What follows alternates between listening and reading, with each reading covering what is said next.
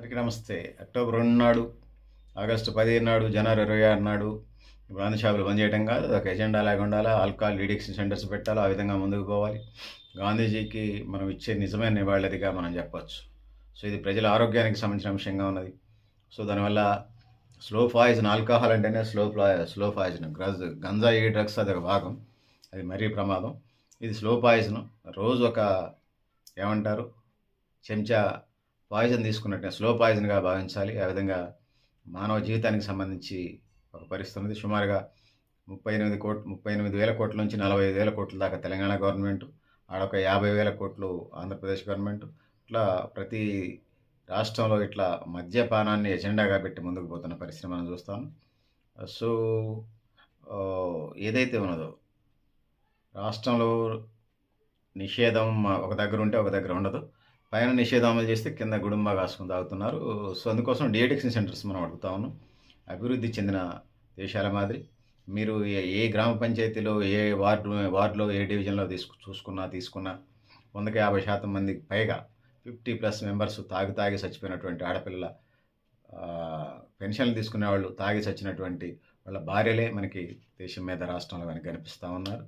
So అందుకోసం సంపూర్ణ మద్యపాన నిషేధం చేయాలి. కనీసం ఆల్కహాల్ డీడిక్షన్ సెంటర్స్ మధ్య పెట్టాలి. ఖాళీగా ఉన్న సైకాట్రిస్ట్, మానసిక వైద్యుల పోస్టులు అన్నీ భర్తీ చేయాలి. దేశవ్యాప్తంగా, రాష్ట్ర వ్యాప్తంగా మెడికల్ కాలేజీలకి టైఅప్ పెట్టాలి. ఆ విధంగా ముందుకు పోవాలి.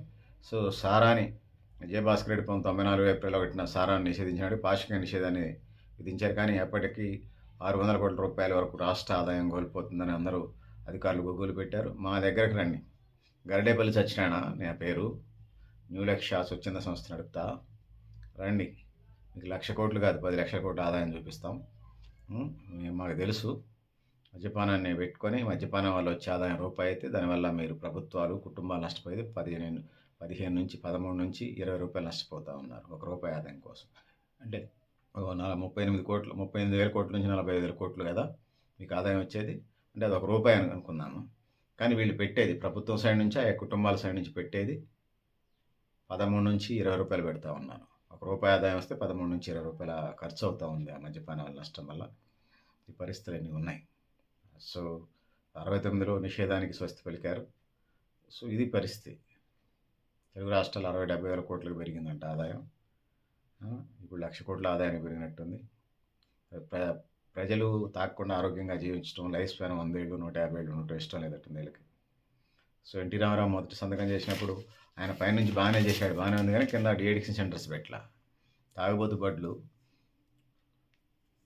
దానికి ఎడిక్ట్ అయ్యి గుడుంబా కాసుకుని తాగారు. అందుకోసం ప్రజల నుంచి కూడా ఎప్పుడు రావాలి, ప్రభుత్వం సైడ్ నుంచి కూడా డీఅడిక్షన్ సెంటర్స్, మందు మానిపించే కౌన్సిలింగ్ సెంటర్స్, ట్రీట్మెంట్ చేసే కౌన్సిలింగ్ సెంటర్స్ ఉండాలి. ఆల్కహాల్ అనానిమస్ కానీ, మాల్లు వేసుకోవటం కానీ, ఆల్కహాల్ అనానిమస్ సెంటర్స్ని మళ్ళీ దేశవ్యాప్తంగా అమలు చేయాలి. వాటిని ఆ సంస్థలని రన్ చేయగలగాలి.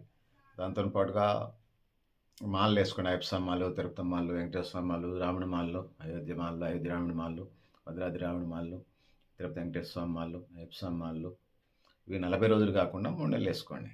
108 రోజులు ఏదో ఉంటుంది కదా, కొన్ని మాల్లో 3 నెలలు 4 నెలలకు పైగా వేసుకోవచ్చు. సో అవి వేసుకోండి. ఆ విధంగా 12 నెలల్లో మీరు ఒక 3-4 నెలలు ముందు మానగలుగుతారు. అట్లా ప్రతి సంవత్సరం వేసుకున్నప్పుడు ముందుకు దూరంగా ఉండగలుగుతారు. భక్తి మార్గం వైపు వెళ్ళినప్పుడు మీకు అంత మరీ డబ్బులు సహజంగా కుటుంబాలకు సంబంధించి ఆ పరిస్థితి ఉన్నది. సహజంగానే డబ్బులు మిగులుతాయి. ప్లస్ 24 గంటలు మా ఖమ్మంలో ఒక బార్ సెంటర్లో, పేరు చెప్పలే కానీ, మా ఫ్రెండ్స్ జోక్ చేస్తే నిజమా కాదని పర్యవేక్షణకి వెళ్ళినప్పుడు 2ంటికి పోయి కూర్చున్నాను. 3ంటికి ఆ సాయపోతే టేబుల్ నిండిపోయాయి. తెల్లారుజాము నలుగురు నవ్విపోతురు కాక 3ంటికి తాగే ఆడుకోరు బ్యాచ్. వాళ్ళు కుటుంబానికి ఉపయోగం లేదు, దేశానికి ఉపయోగం లేదు. తాగి వాళ్ళు చావటమే పడ్లు. సో వాళ్ళ నుంచి ఎక్స్పెక్టేషన్ ఏం చేస్తుంది సమాజం? సో వాళ్ళని బయటికి తీసుకురావడం కోసం ఆల్కహాల్ డీఅడిక్షన్ సెంటర్స్, ముందు మానిపించే కౌన్సిలింగ్ సెంటర్స్ పెట్టమంటున్నాం. ఆ వైపుగా ముందుకు వెళ్ళాల్సిన అవసరం ఉంది. ఆల్కహాల్ స్లో పాయిజన్, అది కడుపులో మంట, అల్సర్, క్యాన్సర్ దాకా దారితీస్తుంది. ఎముకలు ఏమంటారు, నరాల వీక్నెస్ వస్తుంది, గుండె జబ్బులు వస్తాయి, క్యాన్సర్ సమస్యలు ఉంటాయి. సో పెళ్లి కాని వాళ్ళు, ఆడవాళ్ళైన మగవాళ్ళు తాగితే స్పెర్మ్ కౌంట్ తగ్గిద్ది, పిల్లలు వికలాంగులు పుడతారు. సో ఇవన్నీ అనేక రకాల మానసిక వికలాంగులు పుట్టే పిల్లల అవకాశం ఉంటుంది. సో ఇట్లా అనేక రకాల మానసిక, శారీరక రుగ్మతలు వస్తాయి. దాంతో పాటు సమాజానికి కూడా నష్టం జరుగుతుంది. రోజుకు ₹100 తాగితే 36,000 రూపాయలు ముందు తాగుతాడు సంవత్సరానికి. అంటే 10 సంవత్సరాలకి 3,00,000కి పైగా ముందు తాగుతాడు. సో ఆ డబ్బులన్నీ కుటుంబానికి చెందాల్సినవి. నేను అగ్రిగేట్ 100 వేసాను, వాళ్ళు 100తోనే ఆగరు తాగుబోతోళ్ళు. సో కొత్త కొత్త సిద్ధాంతాలు. 30 ml మంచిదంట, నీ ముండ మంచిది. మీరు చెప్పే బొడ్లంతా కూడా బొడ్లు వాళ్ళు. 30 ml భూమి మీద ఎవడన్నా ఆగినోడుండా బరాబర్ దమ్ముంటే సంవత్సరం పొడుగుతా, దమ్ముంటే ఎవడైనా సంవత్సరం పొడుగుతా 30 ml డాక్టర్ల పర్యవేక్షణలో, మా డాక్టర్స్ ఉంటారు, వాళ్ళ పరీక్షలు రోజు 30 mlతో ఆగితే వాడు సంవత్సరం పాటు బరాబర్ పందెం. మీరైనా 5 లక్షలు ఇవ్వండి, నేనైనా 5 లక్షలు ఇస్తాను, బరాబర్ ఛాలెంజ్. సో అందుకోసం ఈ 30 ml అనేది వేస్ట్. అది అనేక ఎక్స్పెరిమెంట్స్ ఈ పుష్కర కాలంగా చూస్తూ ఉన్నాం. 30 mlతో ఆగదు అసలు. అది మెదడు నరాలను స్ట్రెయిన్ చేసేది. 30 ml తాగినవాడు వాడు పెరుగుతూ ఉంటాడు, ఫుల్ బాటిల్కి వెళ్ళిపోతాడు, అసలు వాడు ఎడిక్టెడ్ అవుతాడు. రోజు మీరు 30 ml పోస్తే ఆరోగ్యానికి మంచిదా? దరిద్రులు అంతా కొంతమంది డాక్టర్లు, పనికిమాలిన డాక్టర్లు. చాలామంది డాక్టర్లు మంచివాళ్ళు, దీని మీద 30 ml తాగటం మంచిదని డాక్టర్లకు సంబంధించి. సో అందులో ఏమన్నా విటమిన్స్ ఉన్నాయా, ప్రోటీన్స్ ఉన్నాయా, మినరల్స్ ఉన్నాయా, పోషకాలు ఉన్నాయా? అన్నం తినకపోతే మనం చచ్చిపోతారు, ఆహారం తినకపోతే. ముందు తాగకపోతే చచ్చిపోతుందా చరిత్రలో? సో తాగుబోతాడు ఎడిక్టెడ్ ఏం చేయండి, వాళ్ళ జీవితాలు అప్పటికే స్లో పాయిజన్కి అలవాటు పడ్డారు కాబట్టి.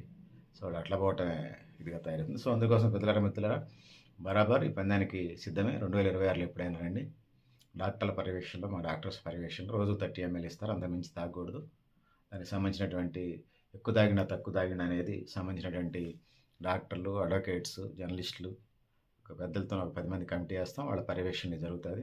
ఆ రోజు 30 తాగిన వాళ్ళు సంవత్సరం పొడుగుతా వాడు 30 ml మించి తాగకుండా ఉంటే మేము 5 లక్షలు ఇస్తాం, తాగితే మీరు ఇవ్వాలి. ఎవరైనా బరాబర్ రావచ్చు ఈ ఛాలెంజ్కి. మిత్రులారా, నేను గరిడేపల్లి సత్యనారాయణ, మీ లక్ష్య ఆర్గనైజేషన్. థ్యాంక్ యూ అని ఉండాలి.